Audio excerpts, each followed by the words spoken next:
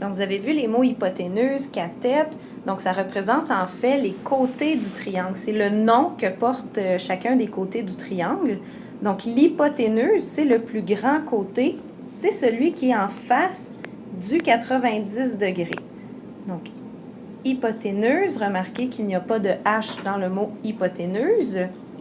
Et les cathètes, donc un petit truc pour s'en souvenir, les cathètes 90 degrés, donc ce sont les deux côtés qui touchent au 90 degrés. Donc, ce côté-ci est une cathète et ce côté-ci est la deuxième cathète.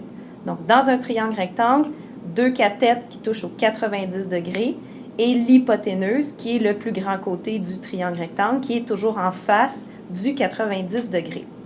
Maintenant, si on regarde avec les deux triangles que je vous ai dessinés juste ici à droite, donc on a deux possibilités quand il nous manque un des côtés. Soit on connaît les deux cathètes et on cherche l'hypoténuse, première possibilité, ou encore je connais l'hypoténuse et une des deux cathètes, puis on cherche la deuxième cathète, deuxième possibilité. Donc je vous montre comment faire pour aller trouver soit l'hypoténuse ou une cathète. Donc en premier, je commence toujours avec ma formule. Donc, je présente ma formule. A2 plus B2 égale C2. Et là, je remplace.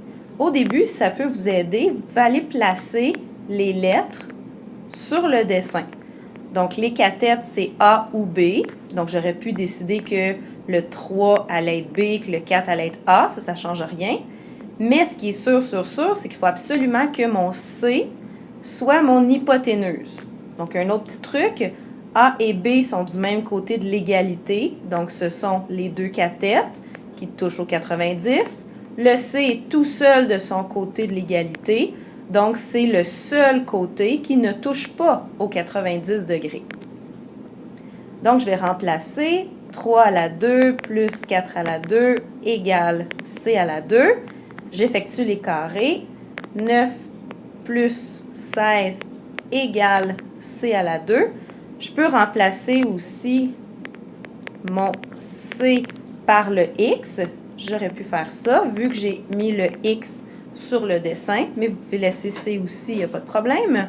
Donc, 9 plus 16, 25 qui est égal à X au carré.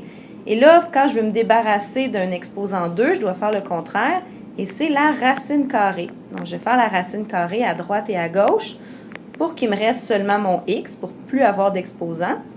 Et la racine de 25, ce qui est agréable, c'est que ça me donne un nombre qui est fini, un nombre qui est juste 5 entiers. Souvent, ça va nous donner des nombres décimaux.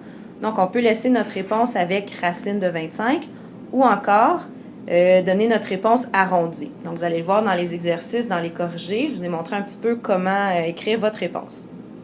Maintenant, la deuxième possibilité, si j'ai l'hypoténuse, une des cathètes, et qu'on cherche la seconde cathète, donc le début est pareil, je viens écrire mon théorème de Pythagore et je remplace ce que je connais. Donc là, je peux dire, encore une fois, aller les écrire sur mon triangle.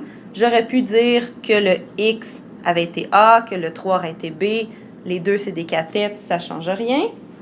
Je remplace, donc 3 à la 2 plus, je peux laisser B ou aller remplacer X à la 2, égale 5 au carré.